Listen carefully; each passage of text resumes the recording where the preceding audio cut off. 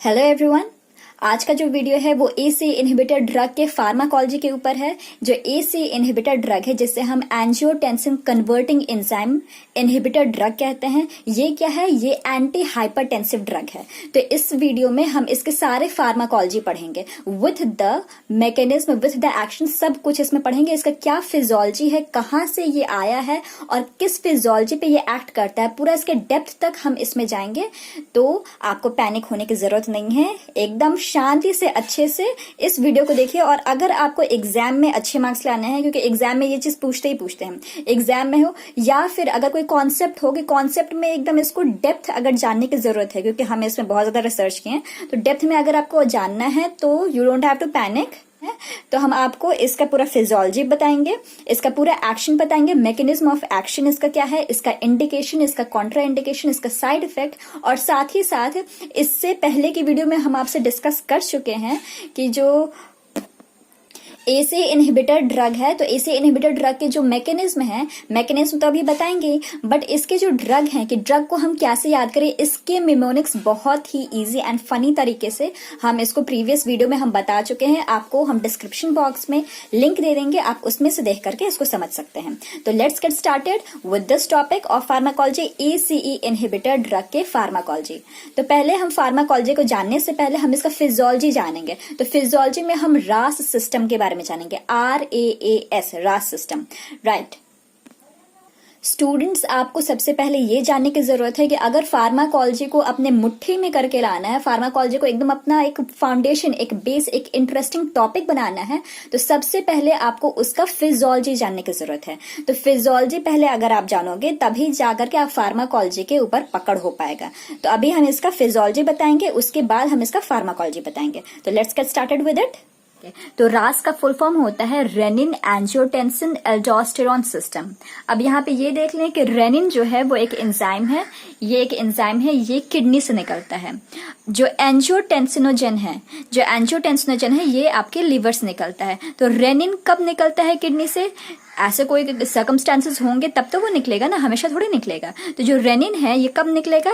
जब arterial blood pressure kidney का जब लो होता है तब निकलता है, या फिर सोडियम का कंसंट्रेशन ब्लड में जब लो होता है तब ये निकलता है। तो एज अ रिजल्ट किडनी निकला। अब किडनी क्या करेगा कि ये एंजियोटेंसिनोजन पे एक्ट करता है। चूंकि ये लीवर से निकलता है, एंजियोटेंसिनोजन इनएक्टिव फॉर्म में होता है, तो ये एंजियोटेंसिनोजन पे एक्ट करेगा और ये क्या बनाया जाएगा? एंजियोटेंसिन 1, चूंकि ये एक्टिव फॉर्म में होता है। तो एंजियोटेंसिनोजन को एंजियोटेंसिन 1 में कन्वर्ट करने के लिए कौन एक्ट करता है? रेनिन एक्ट करता है। अब फर्दर क्या होता है कि एंजियोटेंसिन 1 भी है, वो कन्वर्ट होता है एंजियोटेंसिन 2 में। तब एंजियोटेंसिन 1 एंजियोटेंसिन 2 में कन्वर्ट हुआ with the help of ACE। ACE का फुल फॉर्म होता है एंजियोटेंसिन कन्वर्टिंग एंजाइम। यहां पे हम लिख देते हैं एंजियोटेंसिन कन्वर्टिंग एंजाइम। तो एंजियोटेंसिन कन्वर्टिंग एंजाइम ये कहाँ से निकलता है? ये आपके लंग से और लिवर से। तो लंग और लिवर के कहाँ से निकलता है? तो लंग और लिवर के एंडोथीलियल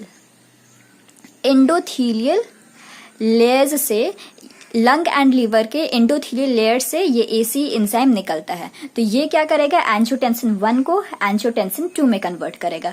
यहां तक तो हम समझ गए कि रेनिन के बारे में पता चल गया, यहाँ पे रेनिन एक्ट किया, फिर एंजियोटेंसिन के बारे में पता चल गया। उसके बाद नेक्स्ट आता है एल्डोस्टेरॉन, रास का RAA। तो RA के बारे में पता चल गया। अब जो नेक्स्ट A है दैट इज एल्डोस्टेरॉन। तो एल्डोस्टेरॉन कहाँ से निकलता है? ओब्वियसली किडनी के एड्रिनल कॉर्टेक्स से निकलता है।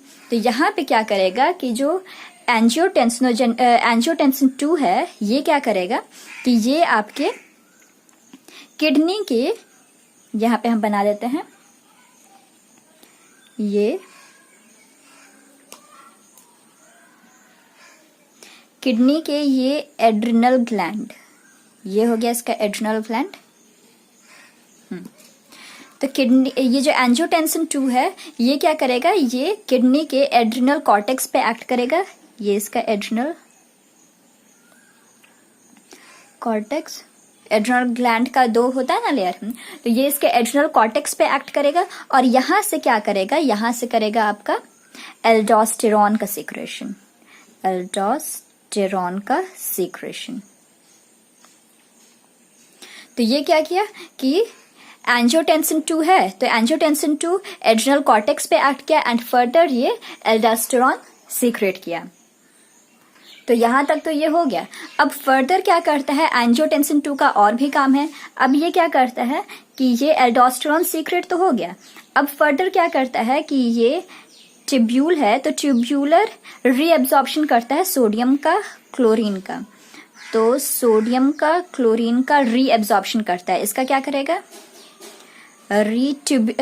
ट्यूब्यूलर रीएब्जॉर्प्शन करता है।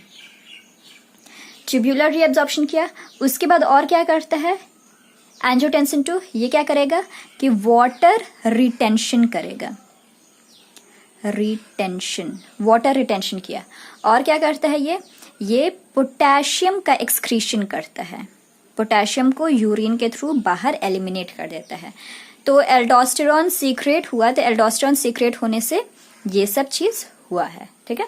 अब नेक्स्ट आता है कि एल्डोस्टेरॉन और क्या, एंजियोटेंसिनोजन और क्या करता है, तो एंजियोटेंसिन 2, तो एंजियोटेंसिन 2 आपका क्या करेगा कि यहाँ पे हम ये बना देते हैं, ये क्या करता है,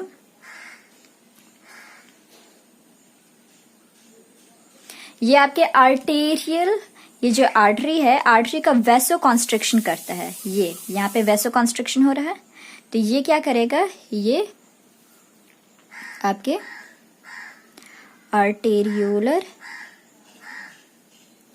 वैसो कॉन्स्ट्रिक्शन, तो आर्टेरियल वैसो कॉन्स्ट्रिक्शन करेगा, ठीक है।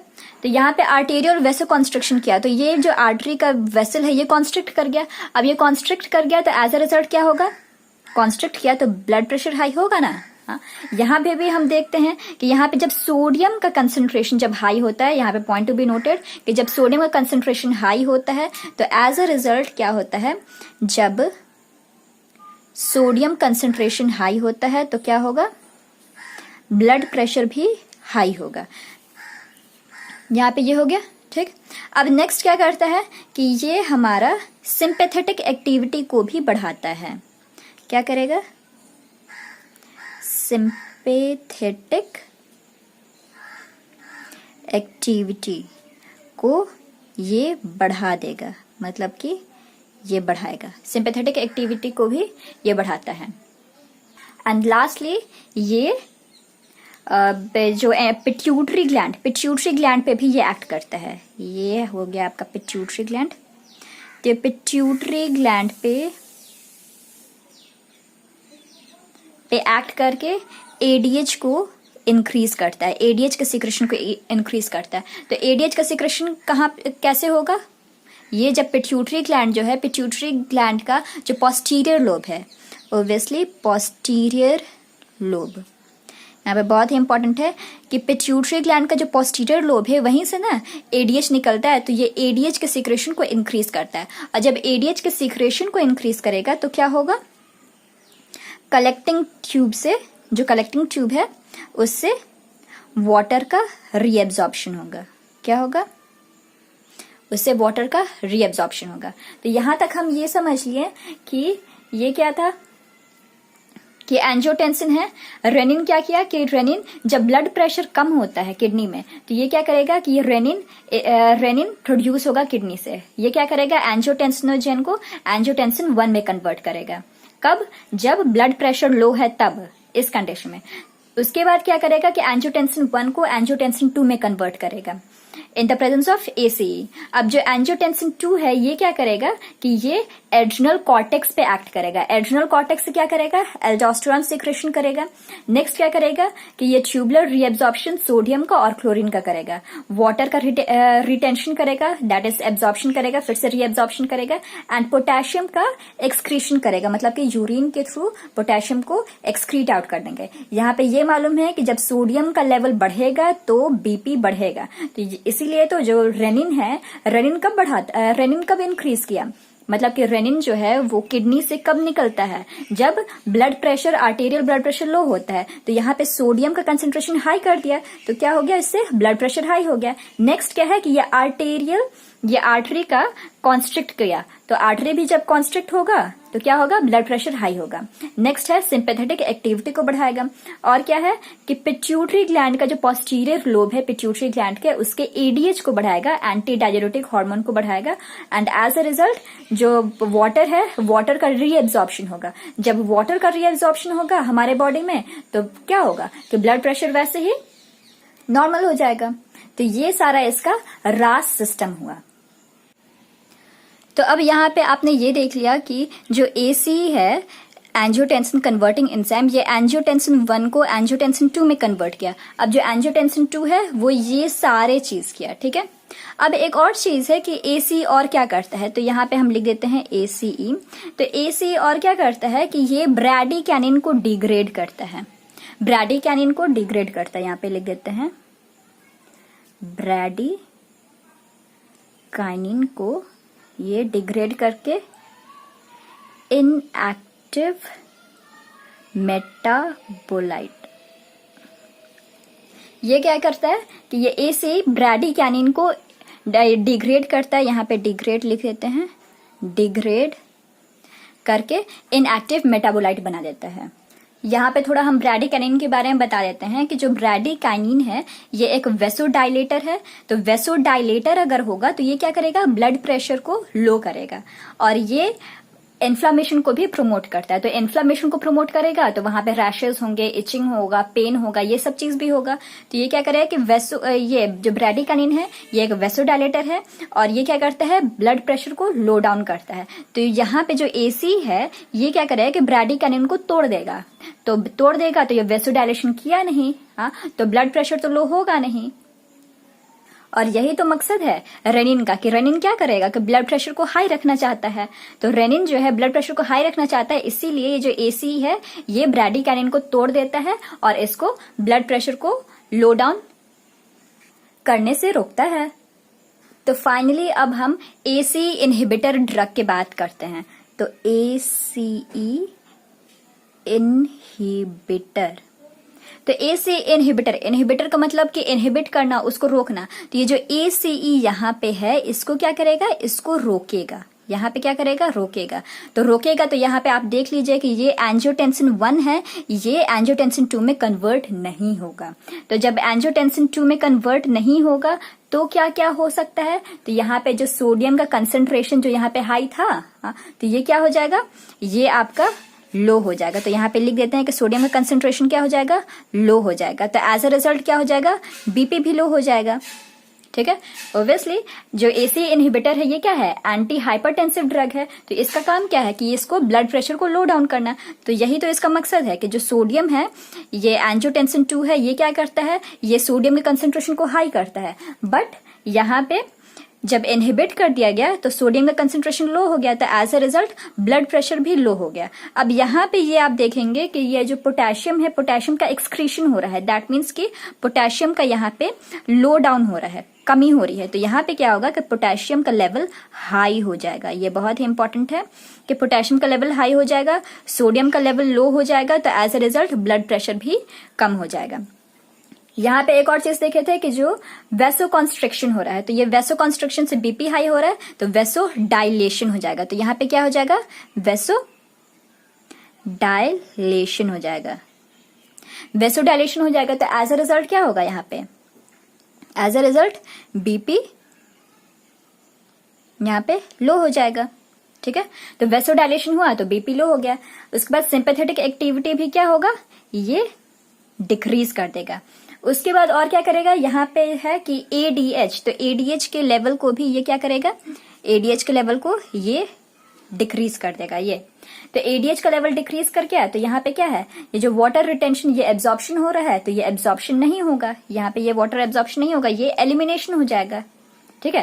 तो ये सब तो ये हो गया। अब नेक्स्ट है कि जो एसी है ये इनहिबिटर, ये तो यहां तक की बात करें कि एंजियोटेंसिन 2 से क्या क्या हुआ, लेकिन अब यहाँ पे जो ब्रैडिकैनिन है ये बहुत ही इंपॉर्टेंट टॉपिक है कि जो ब्रैडिकैनिन है, ब्रैडिकैनिन को डिग्रेड होने से ये बचाता है। यहाँ पे जो ब्रैडिकैनिन को डिग्रेड होने से बचाता है, मतलब कि टूटने से बचाता है। दैट मीन्स कि यहाँ पे ब्रैडिकैनिन का जो लेवल है, यहाँ पे ब्रैडिकाइनिन का जो लेवल है ये क्या करेगा, ये इंक्रीज करने लगेगा, है ना। तो ब्रैडिकैनिन का लेवल इंक्रीज करने लगेगा, तो एज अ रिजल्ट ये काम क्या करता है, ये क्या है, वेसोडाइलेटर है, वेसोडाइलेटर। ये क्या है, वेसोडाइलेटर है। तो ये वेसोडाइलेटर है तो ये क्या करेगा, ये इंक्रीज होने लगेगा, तो एज अ रिजल्ट क्या होगा, बीपी इसका लो हो जाएगा, होगा ना। तो ये इसका क्या हो गया, मैकेनिज्म ऑफ एक्शन हो गया इसका। अब मैकेनिज्म ऑफ एक्शन की बात हो गई, तो इसका अब इंडिकेशन पे देखते हैं कि इंडिकेशन का मतलब किस किस केसेस में ये जो एसी इनहिबिटर है ये काम करता है। तो ये सबसे पहले हम देख ले कि ये जो एसी इनहिबिटर है ये फर्स्ट लाइन ड्रग है हाइपरटेंशन के केस में। जब भी हाइपरटेंशन होता है तो हाइपरटेंशन के केस में सबसे फर्स्ट लाइन जो ड्रग होता है वो होता है एसी इनहिबिटर। तो इसका इंडिकेशन देख लेते हैं। तो ये हाइपरटेंशन में काम आता है। नेक्स्ट, ये कंजस्टिव हार्ट फेलियर में काम आता है, मायोकार्डिक इन्फार्क्शन में काम आता है, डायबिटिक न्यूरोपैथी में काम आता है, हाई कार्डियोवास्कुलर रिस्क में, कोई भी जो हाई कार्डियोवास्कुलर रिस्क है तो उसमें ये काम आता है। फिर स्क्लेरोडर्मा क्राइसिस में काम आता है। तो ये सारा इसका इंडिकेशन हो गया। नेक्स्ट बात करते हैं इसका कॉन्ट्रा इंडिकेशन की बात, कि मतलब कि किस किस केस में हम इसको अवॉइड करेंगे, किस किस केस में हम इसको प्रिकॉशन के तौर पे हम इसको यूज नहीं करेंगे। तो इसका कॉन्ट्राइंडिकेशन क्या है, यह है हाइपर सेंसिटिविटी टू एसीज, मतलब कि जो हाइपर सेंसिटिव पेशेंट हैं, जो भी एंजियोटेंसिन कन्वर्टिंग एंजाइम इनहिबिटर के जो भी हाइपर सेंसिटिव पेशेंट है उस केस में इसको कॉन्ट्राइंडिकेटेड है। प्रेगनेंसी में मोस्ट इंपॉर्टेंट कॉन्ट्राइंडिकेटेड है। रीनल आर्टरी स्टेनोसिस में कॉन्ट्राइंडिकेटेड है, मतलब ये कि कोई भी जो रीनल का जो आर्टरी है उसमें स्टेनोसिस हो जाता है, उसके आर्टरी में नैरोइंग हो जाता है ड्यू टू जैसे हम कह सकते हैं एथेरोस्क्लेरोसिस। तो इस केस में हम क्या करेंगे, इस केस में हम कॉन्ट्राइंडिकेटेड रहेगा। कोई भी पेरिफेरल वैस्कुलर डिजीज में हम नहीं देंगे। क्यों, क्योंकि ये हो सकता है कि ये अनडायग्नोस्ड केस हो रीनल आर्टरी स्टेनोसिस का, तो हम एसी इनहिबिटर इस केस में भी नहीं देंगे। एसी इनहिबिटर के एडवर्स इफेक्ट की बात करें तो ये क्या करता है कि ये सबसे पहले ब्रैडिकैनिन को बढ़ाता है। अब ब्रैडिकैनिन को बढ़ाएगा तो ये क्या करेगा कि ये ब्रोंको कॉन्स्ट्रिक्टर है, ये ब्रोंको कॉन्स्ट्रिक्टर है। तो ये ब्रोंको कॉन्स्ट्रिक्शन होगा तो एज अ रिजल्ट क्या होगा कि ड्राई कफ प्रोड्यूस होगा। तो जब ब्रैडिकैनिन का लेवल हमारे बॉडी में इंक्रीज करने लगेगा तो हमें ड्राई कफ होगा। तो ड्राई कफ इसका एडवर्स इफेक्ट है। It is a very important question कि क्यों एसी इनहिबिटर जो है वो ड्राई कफ प्रोड्यूस करती है। तो ड्राई कफ इसलिए प्रोड्यूस करता है कि ये ब्रैडिकैनिन के लेवल को हमारे बॉडी में बढ़ा देता है and as a result dry cough होता है। तो जब ड्राई कफ की इंक्रीजमेंट बढ़ने लगती है तो हम इसको अवॉइड करते हैं, एसी इनहिबिटर को अवॉइड करते हैं और अल्टरनेटिव में हम अर्ब्स देते हैं, that is angiotensin receptor blocker drug की बात कर रहे हैं तो हम उसे देते हैं। फर्दर अब ये क्या है कि ये प्रमोट करता है इन्फ्लामेशन को, तो ऑब्वियसली इन्फ्लामेशन को प्रमोट करेगा तो पेन भी होगा। उसके बाद वेसल परमेबिलिटी भी बढ़ेगी, चूंकि ये वेसोडाइलेशन का काम करता है तो वेसल परमेबिलिटी बढ़ी, वेसोडाइलेशन भी हुआ। तो एज अ रिजल्ट क्या होता है, जब वेसल परमेबिलिटी बढ़ती है और वेसोडाइलेशन होता है तो क्या होता है, एंजियो एडिमा हो जाता है, दैट इज एंजियो एडिमा। तो एंजियो एडिमा प्रोड्यूस होने लगता है। तो फर्स्ट क्या एडवर्स इफेक्ट है, तो फर्स्ट है आपका ड्राई कफ, सेकंड क्या है कि आपका एंजियो एडिमा। तो एंजियो एडिमा में क्या हो जाता है कि एडिमा होने लगता है, मतलब कि पूरे स्वेलिंग होने लगती है, किसमें, फेस में, नेक में, थ्रोट में, लैरिंग्स में, टंग में, सब में स्वेलिंग होने लगती है। तो ये आपका सेकंड हो गया।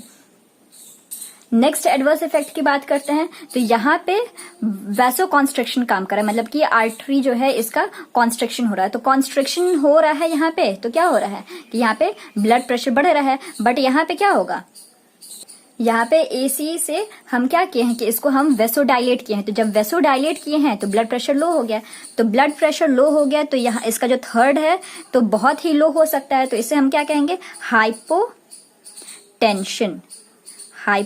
टेंशन, मतलब कि जब ब्लड प्रेशर बहुत ही ज्यादा लो हो जाता है तो उसे हम कहते हैं हाइपोटेंशन। तो ये इसका थर्ड एडवर्स इफेक्ट हुआ।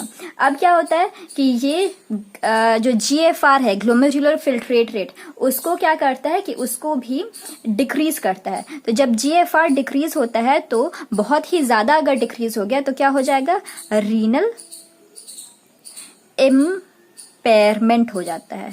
रीनल इम्पेयरमेंट, जब GFR का लेवल बहुत ही कम हो जाता है तो रीनल इम्पेयरमेंट होता है। ठीक है, अब नेक्स्ट आता है कि यहाँ पे हम आपको बताए थे कि यहाँ पे जब सोडियम का लेवल ये कम किया था, ये यहाँ पे सोडियम का लेवल कम किया था, तो जब सोडियम का लेवल हद से ज्यादा कम हो जाए तो उससे हम क्या कहते हैं, जब लेवल कम हो जाता है तो उसे हम कहते हैं नाट्रियूरेसिस।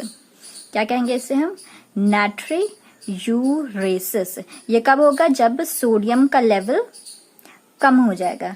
और क्या था कि यहाँ पे पोटेशियम का लेवल हाई था, पोटेशियम का लेवल जो एसी इनहिबिटर वो उसको हाई कर दिया। तो यहाँ पे जब हाई हो जाता है तो उसे हम क्या कहते हैं, पोटेशियम का लेवल जब हाई हो जाता है तो उसे हम कहते हैं हाइपर कैलेमिया। हाइपर कैलेमिया क्यों कहते हैं, जब पोटेशियम का लेवल हाई हो जाता है। ठीक है, ये सारे चीज तो हो गए इसमें। तो यहाँ पे देख रहे हैं कि एडवर्स इफेक्ट में क्या है कि ड्राई कफ हो जाता है। क्यों, क्योंकि ब्रैडिकानिन का लेवल इंक्रीज कर जाता है, फिर एंजियोएडिमा हो जाता है, फिर हाइपोटेंशन हो जाता है जब बीपी बहुत ही लो हो जाता है, जब GFR बहुत ही लो हो जाता है तो रीनल इम्पेयरमेंट हो जाता है, फिर सोडियम का लेवल बहुत ही कम हो जाता है तो नाट्रियूरेसिस हो जाता है, उसके बाद पोटेशियम का लेवल ज्यादा हो जाता है तो उसे हम कहेंगे हाइपर कैलेमिया होता है। इसके अलावा जब रीनल इम्पेयरमेंट ही हो गया, जब किडनी ढंग से फंक्शन नहीं करता है तो क्या होता है कि यूरिन में प्रोटीन की मात्रा बढ़ने लगती है, तो उसे हम कहते हैं हम प्रोटीन्यूरिया।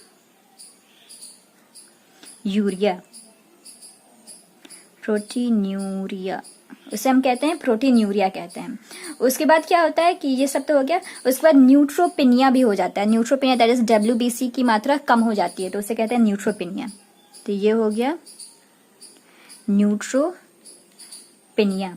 तो न्यूट्रोपिनिया हो जाता है। उसके बाद ओब्वियसली ब्रैडिकानिन का लेवल बढ़ा है यहाँ पे तो क्या होगा, इचिंग होगा, रैशेस होगा। तो ये सभी इसका एडवर्स इफेक्ट है। तो इसका एडवर्स इफेक्ट क्या है और है, इचिंग है, देन क्या है, रैशेस है, ये सब हो गया। एक और है कि इसका लॉस ऑफ टेस्ट सेंसेशन हो जाता है। तो लॉस ऑफ टेस्ट सेंसेशन को हम क्या कहते हैं, डिसग्यूजिया कहते हैं। डिसग्यूजिया, तो डिसग्यूजिया। तो ये सारे इसके एडवर्स इफेक्ट हुए। अब लास्टली इसका हम एग्जाम्पल की बात कर रहे थे कि एसी इनहिबिटर के क्या क्या एग्जाम्पल हैं। तो जो भी ड्रग होते हैं उसके लास्ट में, दैट मीन्स उसका जो सफिक्स होता है वो प्रिल होता है, PRIL। जैसे कि यहाँ पे देख सकते हैं कैप्टोप्रिल, लास्ट में प्रिल है, रामिप्रिल लास्ट में प्रिल है, पेरेंटोप्रिल, फोसिनोप्रिल, एनालप्रिल, ऐसे और भी कई सारे हैं। तो इसके बहुत ही अच्छे मेमोनिक्स हम एक वीडियो में पहले से ही डाल के रखे हुए हैं, आप उसको वीडियो को देख सकते हैं, हम डिस्क्रिप्शन बॉक्स में दे देंगे कि कैसे हम याद करें एसी इनहिबिटर के सारे drug with all the funny trick and mnemonic के साथ। So this is all about the AC inhibitor drug की फार्माकोलॉजी के बारे में। इसका जो ये जो चार्ट है, पूरा एक जो फुल चार्ट है जिसके इसमें हम सारे चीज, mechanism, indication, Contra indication, adverse effect, example, ये सारे चीज जो है हम आपको अपने फेसबुक पेज पे अपलोड कर देंगे इसका चार्ट। आप वहां से इसको डाउनलोड कर सकते हैं। And thank you for watching.